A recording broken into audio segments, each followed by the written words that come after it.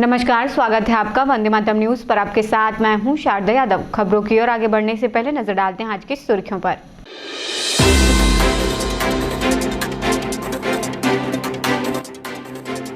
कूप कटाई को लेकर ग्रामीणों का विरोध, वन विभाग ने रोका काम।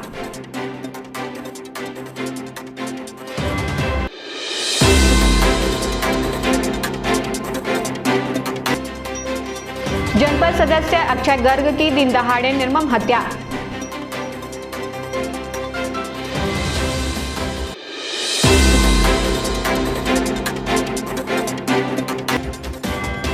धान खरीदी केंद्र का तहसीलदार ने किया निरीक्षण।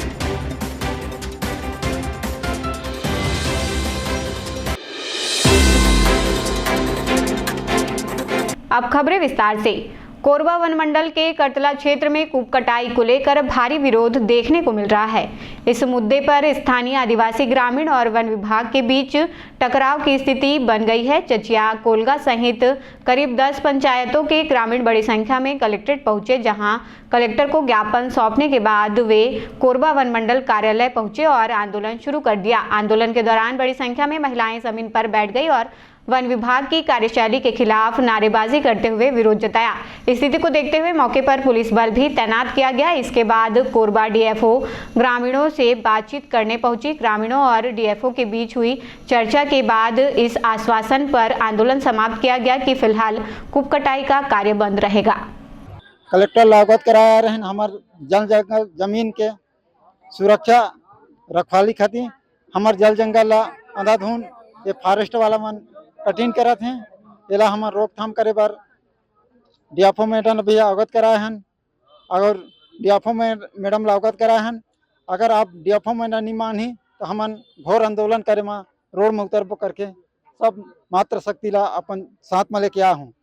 अभी फिलहाल नहीं देन भैया बंद रही जब तक अपन गांव तक समझौता नहीं हो। अपन बार बार बुलाए हैं फॉरेस्ट वाला, मतलब अगर फॉरेस्ट वाला अपन गांव जाती सलाह सुझाव करते, लेकिन फॉरेस्ट वाला नहीं जा करके अपन पुलिस विभाग ला भेजे रही अपन गांव में।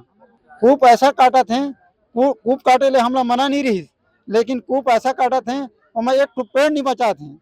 जेला काटे के लायक है, जेमा टेढ़ा मेढ़ा है वो काटे के लायक है, ओला काटना रही, लेकिन मैंने पूरा क्रिकेट मैदान बराबर अंधाधुन कटाई करा थे। अब हमला लगी भैया कि हमारे क्षेत्र में कुछ कोल माइन्स खुले के चांस है, ओकर बर काटा थे करके हमन अपन मातृशक्ति साथ अपन डीएफओ कलेक्टर अवगत कराए हैं। अब अपन गांव जाके पूरा टीम ला भेजूं और एक निराकरण करूं करके बोले हैं। हमन बिल्कुल भैया अपन क्षेत्र में कूप कटा नहीं दें, न कोल माइन्स खुला नहीं दे, कोई भी तरह के अपन जंगल में कोई भी गाड़ी घोड़ा जेसीबी वगैरह चला नहीं देना। बिल्कुल हम लोग के यहाँ एफआईआर दर्ज हुआ है। लोगों का जो जंगल गए थे उनका एफआईआर दर्ज नहीं हुआ है, और जो घर में थे उनका जो फर्जी एफआईआर दर्ज किए हैं। तो हम लोग शासन से यही अनुरोध करते हैं कि जो फर्जी हुआ है उसको रद्द करे। पूरा कोलगा वाले गए थे और क्या बोलते हैं, कम से कम लोग घर में बचे थे, उनका नाम है। हम लोग काटने नहीं देंगे। जल जंगल जमीन हम लोग का बचाने के लिए है। हम लोग उसको सुरक्षित रखेंगे और कभी भी आएंगे तो हम लोग उसको काटने नहीं देंगे। और जब भी उनको ये मतलब अनुमति लेना रहेगा तो ग्राम सभा में पहले हम लोग प्रस्ताव रखेंगे। अगर हम लोग का सहमति होगा तो हम देंगे काटने, अगर गांव वालों का सहमति नहीं होगा तो हम काटने ही नहीं देंगे। कि हमारे गांव में कूप काटा थे तो आ तो शुरू में कूप काटा थे, अब कल खदान खोल दी तो हमार कऊ बार रही ते कल हम कलेक्टर कराया रहे, न तो हम कूप कटन देन, न तो कोयला खदान खुलन देन। हम कुछ खुला नहीं देन। यहाँ हम सबके हम रक्षा करबो। हमार जंगल है, हमार रखवारी है, हमार जनता के जंगल है। शासन के आए लेकिन रक्षा तो हम करत हन, सरकार के थोड़े। सरकार ते अपन सेगुन जगह है कोटवेली आने, लिमगिरी जगह है कोटवेली आने, ओला देता है कोटवेली आने, काजू देता है कोटवेली आने, हमला कोई मतलब नहीं है। लेकिन हम जंगल वासियन, हम जंगल नाका नहीं जला, हम छुआ नहीं देन, न हम जान नहीं देन।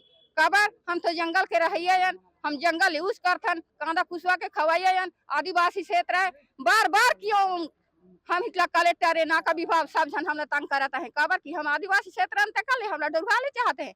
कभी नहीं डरेंगे हम, कभी नहीं, अभी नहीं तो कभी नहीं।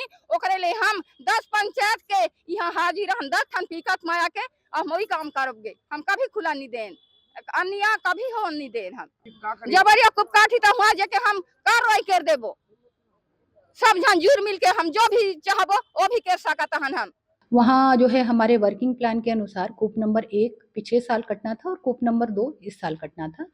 तो पसरखेत रेंज में जो है 3 कूप हैं पिछले साल के और इस साल भी 3 कूप हैं। तो पिछले साल भी उनका विरोध था कि हम कूप कटने नहीं देंगे। इस साल भी मतलब अभी 15-20 दिन हमारी कूप कटाई चली है और अभी अचानक से गाँव वाले जो कूप कटाई को मना करने लगे। तो अभी जो आज वो आए थे तो उनका मांग था कि कूप जो कट रहे हैं उसमें मार्किंग ठीक नहीं हुई है, लेकिन मार्किंग जो है पिछले साल भी हुई थी, इस साल भी हुई है और अकॉर्डिंग टू वर्किंग प्लान और हमारे जो वर्किंग प्लान में जो नियम दिए हुए हैं उन्हीं के अनुसार मार्किंग की गई है। फिर भी हम लोगों ने गांव वालों को समझाइश दी है कि हम लोग समिति के साथ बैठेंगे और एक बार फिर से मार्किंग को पुनः चेक किया जाएगा। और साथ में ये था उनका मांग कि गाँव वालों को भी इन्वॉल्व किया जाए। तो ऑलरेडी पहले से ही गाँव वाले वहाँ काम कर रहे हैं और उनकी मांग अनुसार फिर से उनसे सूची ली जाएगी कि कौन कौन लेबर काम करना चाहते हैं, उनको भी रोजगार उपलब्ध कराएं। माइनिंग का तो मुझे भी अभी कोई जानकारी नहीं है। उनका कहना था कि उनके फील्ड में जो गांव के क्षेत्र में सिस्मिक सर्वे हो रहा है, लेकिन मतलब अभी एसडीएम साहब भी बैठे थे, ऐसा कोई वो नहीं है। हम लोग नहीं, बीच में अभी एक घटना आई थी कि गाँव वाले जो लेबर ऑलरेडी काम कर रहे थे उनसे उनके औजार, आरा, कुल्हाड़ी और जो पावर चेंसा थे उसको छीना उन्होंने। इस कारण से हम लोगों को मजबूरी बस एफआईआर कराना पड़ा। नहीं मतलब जो उसमें है फोटो वीडियोस और लोग कुछ सामने आए थे उन्हीं के नाम दर्ज है, ऐसा कोई भी नाम मतलब अलग से दर्ज नहीं है। जनपद सदस्य अक्षय गर्ग की दिन दहाड़े निर्मम हत्या से पूरे क्षेत्र में सनसनी फैल गई है। अज्ञात बदमाशों ने उन पर कुल्हाड़ी और चाकू से जानलेवा हमला कर दिया, जिससे उनकी हालत गंभीर हो गई। प्राप्त जानकारी के अनुसार अक्षय गर्ग केसलपुर क्षेत्र में सड़क निर्माण कार्य का निरीक्षण करने पहुंचे थे। इसी दौरान कार से आए बदमाशों ने अचानक उन पर हमला कर दिया और वारदात को अंजाम देने के बाद मौके से फरार हो गए। घटना के तुरंत बाद अक्षय गर्ग को अस्पताल ले जाया गया, जहां डॉक्टरों ने उन्हें मृत घोषित कर दिया। सूचना मिलते ही कटघोरा पुलिस मौके पर पहुंची और मामले की जांच शुरू कर दी है। मामले की गंभीरता को देखते हुए बिलासपुर रेंज आईजी भी घटनास्थल पहुंचे हैं। जो जानकारी है घटनास्थल पे जो लोगों से बातचीत करके अब तक जानकारी मिली है, लगभग 10 बजे अक्षय गर्ग जी जो मृतक हैं, ये जहां इनके मजदूर रहते हैं जिस जगह पे, वहां ये मजदूरों को लेने के लिए अपनी गाड़ी से आए हुए थे और उसी दौरान एक कार में कुछ लोग आए, जिसमें से 2 लोगों ने इनके ऊपर चाकू से और कुल्हाड़ी से, टंगिया जो होती है देहात में, उससे इनके ऊपर हमला किया और बिना कोई बात किए और बिना किसी चर्चा के उतरे हैं और हमला शुरू कर दिया। तो और ब्रूटल तरीके से हमला किया है और उसके तत्काल बाद फिर वो जिस गाड़ी से आए थे उस गाड़ी में बैठ के घटनास्थल से फरार हो गए हैं।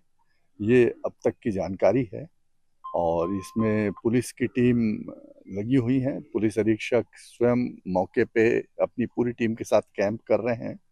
जो बेस्ट पॉसिबल ऑफिसर्स हमारे पास हैं फील्ड के और साइबर के, वो सब इस अपराध में लगे हैं और हम लोग कोशिश कर रहे हैं कि जल्द से जल्द हम अपराधी को पकड़ लें।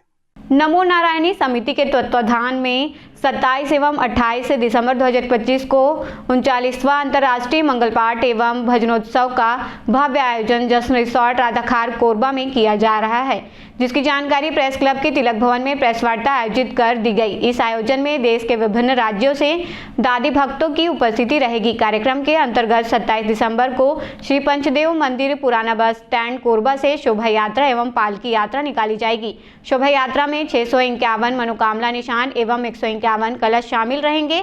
यह यात्रा पुराना bus stand, power house road, Sonalia jewellers होते हुए जश्न रिसोर्ट पहुंचेगी, जहां भजन संध्या का आयोजन किया जाएगा। में उस भव्य विवाह कंधन जी से हुआ था जो अभिमन्यु जी के अवतार थे और कलयुग में अभिमन्यु की पत्नी बन के आप सती जी को प्राप्त करोगे। तो ये दादी जी का आगामी 27-28 दिसंबर के भव्य भजनोत्सव और मंगल पाठ की जानकारी हेतु रखा गया था। 27 तारीख को बस स्टैंड पुराना पंचदेव मंदिर से शोभा यात्रा निकल रही है हमारी जो जस्ट रिसोर्ट में जाके ख़त्म होगी। संध्या 4 बजे से जस्ट रिसोर्ट में भव्य संगीतमय संकीर्तन का आयोजन किया गया है, जो रात्रि 8 बजे तक समाप्त हो जाएगा। 28 तारीख को 11 बजे से श्री दादी जी का भव्य मंगल पाठ की आयोजन किया गया है, जिसमें मध्य भारत में एक रिकॉर्ड बन रहा है कि 3100 महिलाएं एक स्थान पे एक साथ पूरे राष्ट्र से एकत्रित होकर दादी जी का मंगल पाठ का वाचन करेंगी। कोरबा जनता के लिए बहुत सौभाग्य की बात है कि एक विश्व स्तरीय प्रोग्राम दादी जी का मंगल पाठ, एक धार्मिक आयोजन कोरबा शहर में होना, मां सरमला दाई की नगरी में होना संभव हो पाया है। तो सभी कोरबा के भक्तजनों से श्रद्धाओं से आग्रह है कि इस कार्यक्रम में सभी लोग उपस्थित होकर इस दादी जी की महिमा का आनंद उठावे और शोभा यात्रा पुराना बस स्टैंड पंचदेव मंदिर से निकल के जस्ट रिसोर्ट तक जाएगी। लगभग शोभा यात्रा में 1800 से 2000 आदमी के रहने की व्यवस्था है, उम्मीद है।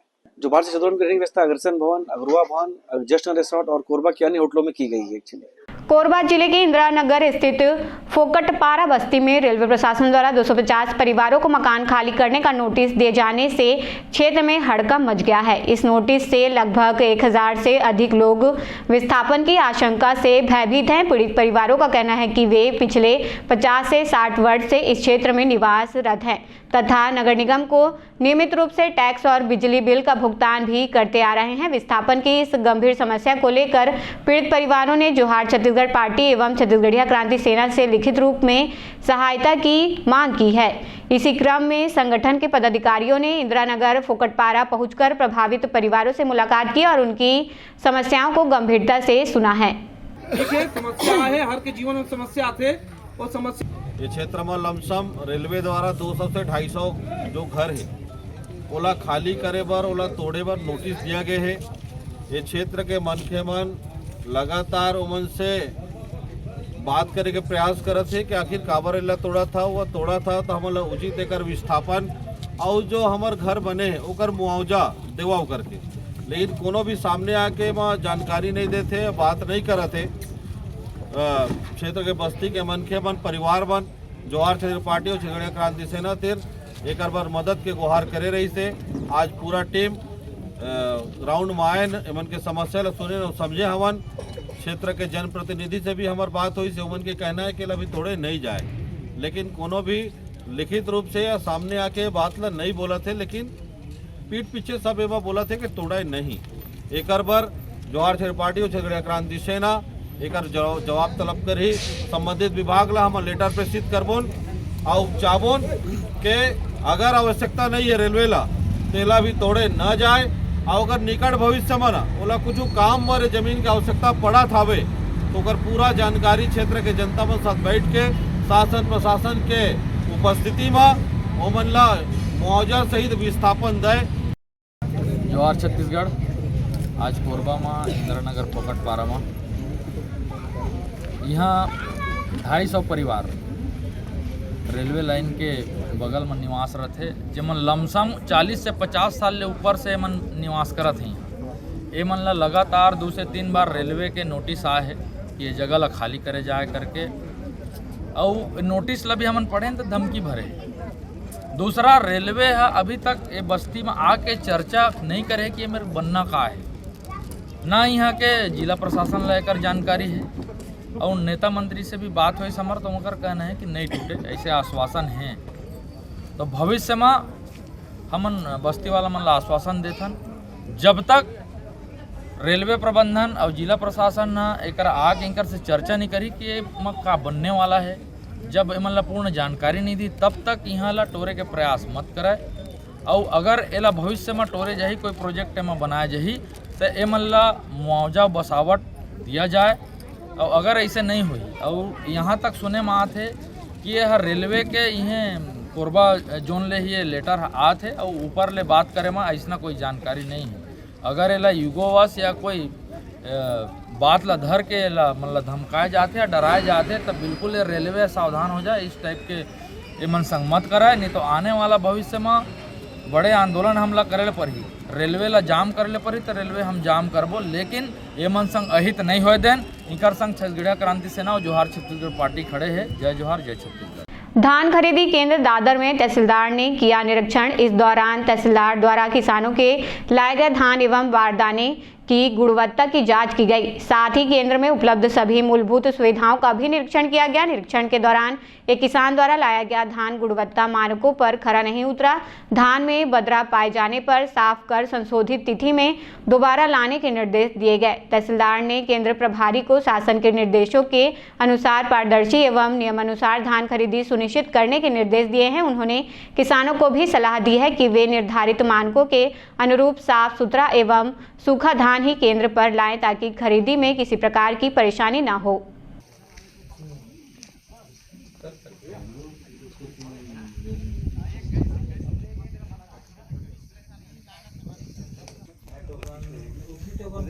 आज पूरा खरीद नहीं होता है ना उसमें, यदि आज के डेट में आज धान खरीदी केंद्र दादर में अतिरिक्त तहसीलदार कोरबा और नायब तहसीलदार कोरबा पटवारी के उपस्थिति में धान खरीदी केंद्र में चेक किया गया। धान खरीदी केंद्र में स्टॉक का चेक किया गया, बारदाना चेक किया गया, किसानों के द्वारा लाए गए धान के तौल को चेक किया गया और नमी को चेक किया। इस तरह सभी प्रकार के यहाँ पर जो व्यवस्था है सबको चेक किया गया और लगभग सभी सही पाया गया। छत्तीसगढ़ कर्मचारी अधिकारी फेडरेशन द्वारा अपनी 11 सूत्रीय मांगों को लेकर प्रदेश में 3 दिवसीय हड़ताल का आह्वान किया गया है। फेडरेशन के आह्वान पर 29 दिसंबर से 31 दिसंबर तक कलम बंद काम बंद हड़ताल की जाएगी। फेडरेशन के जिला पदाधिकारी ने बताया कि प्रदेश स्तरीय निर्णय के तहत जिले में भी हड़ताल की तैयारियां की जा रही हैं।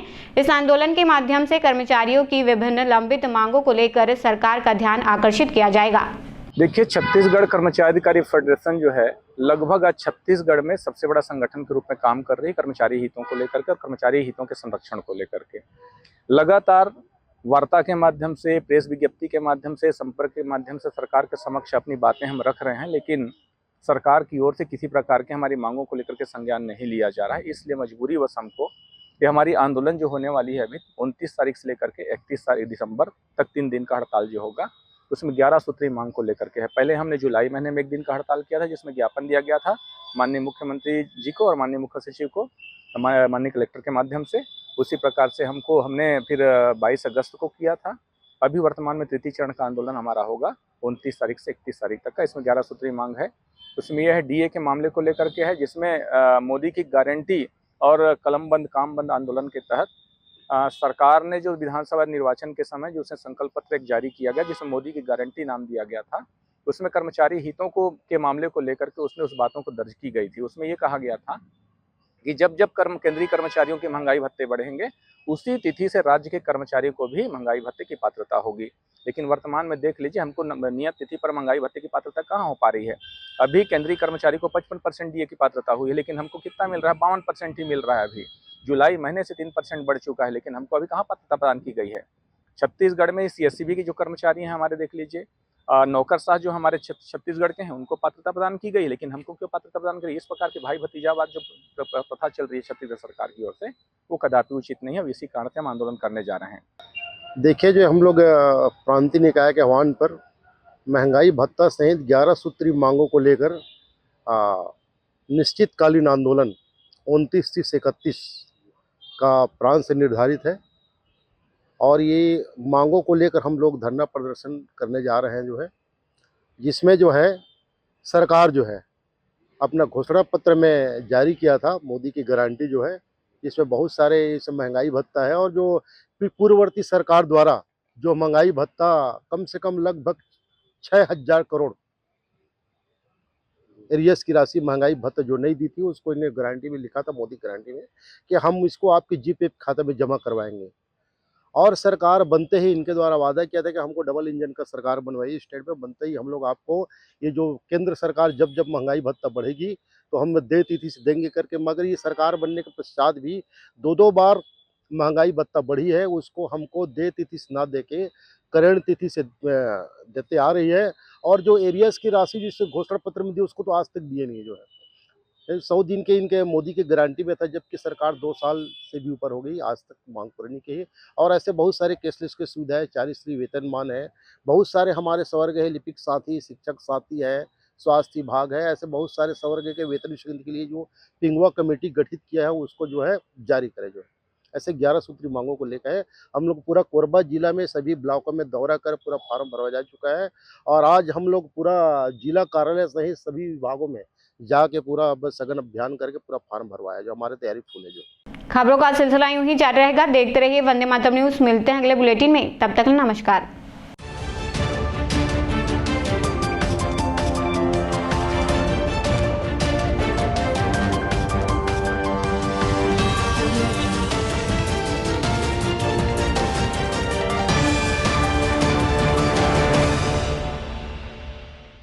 सिद्धि Vinayak hospital, a unit of orthopaedic surgery and trauma management. अब हड्डियों से संबंधित रोगों के उपचार के लिए कहीं और जाने की जरूरत नहीं। जटिल एवं असाध्य रोगों का सफल इलाज अब आपके अपने शहर में। घुटने व कूल्हे के जोड़ों का प्रत्यारोपण, जटिल फ्रैक्चर एवं जोड़ों का सफल ऑपरेशन, गठियावाद व जोड़ों के दर्द का उपचार, टेढ़ी मेढ़ी हड्डियों का बेहतर इलाज, हड्डियों की जन्मजात विकृतियों का उपचार। इसके अलावा OPT 1-2 की सुविधा, modern pathology lab, private semi private general ward की सुविधा, modern digital x-ray, ECG, ICU, ventilator की सुविधा, pharmacy, OT team, waiting area, 24 घंटे एम्बुलेंस एवं आपातकालीन सुविधाएं उपलब्ध। हमारा पता Siddhi Vinayak hospital, doctor Shadalnath, plot number 52, bluebird school के पीछे, कोसाबारी, कोरबा। इसके अलावा अब हमारा नया संस्थान सिद्धि विनायक प्राथमिक एवं ट्रामा सेंटर, उर्गा।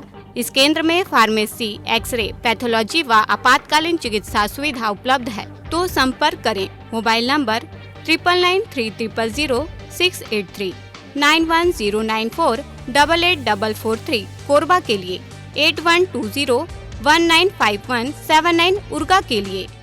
इस विंटर वेकेशन चाहिए पूरे परिवार का मनोरंजन और शॉपिंग का आनंद एक साथ, तो आइए अमन उत्सव मेला में। यहाँ बच्चों के लिए रंग बिरंगे राइड्स, युवाओं के लिए रोमांचक हाई राइड्स और परिवार के लिए सुरक्षित मनोरंजन के कई विकल्प मौजूद हैं। मस्ती के साथ मिलेगा गर्मा गर्म खाने पीने का स्वाद, महिलाओं के लिए खूबसूरत ज्वेलरी, बच्चों और युवाओं के लिए फैशनेबल गर्म कपड़े, खेल, शॉपिंग और एंटरटेनमेंट, सब कुछ एक ही जगह। अमन उत्सव मेला, स्थान बुधवारी बाजार मैदान। आज ही पधारिए अमन उत्सव मेला में और अपनी सर्दी की छुट्टियों को बना दीजिए यादगार।